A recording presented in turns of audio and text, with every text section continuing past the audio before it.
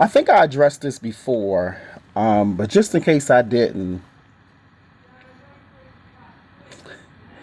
he says he makes reference to the name of the church, Transformation, and then he goes on to say that he wants LGBT people there at his ministry. And so, but based on what you just said, because I had to go back and listen to this video again, based on what you said, you fall in a category of being welcoming. Like your ministry is just welcoming. And you might be affirming, you might be borderlining affirming. But you definitely are not fully embracing.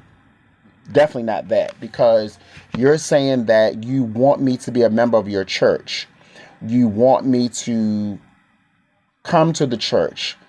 I'm thinking that it would be okay for me to be on like the choir, the usher board, help with, cleaning up the church, doing some other little small stuff around the church, maybe even be the church secretary. I don't know.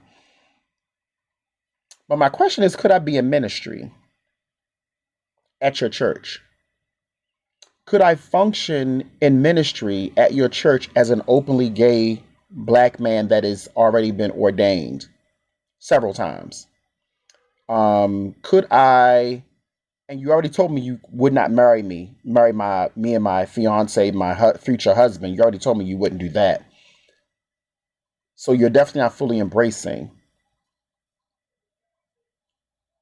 But then you say that you would default. I remember talking about being a default. And so the default is back to scripture. And I get it.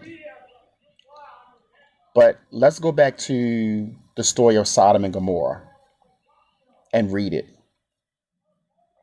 Read it again. Let me help you out a little bit. Go back to Genesis chapter 13 and read up to Genesis chapter 19 and tell me what you get then. Because if you really read it in its proper context and stop taking the story out of context, you'll see it in a whole different light. If you're really going to exegete the scripture instead of eisegesis, then you will be fine. You'll be able to attract same gender loving people to your ministry, but you continue to eisegete instead of exegete.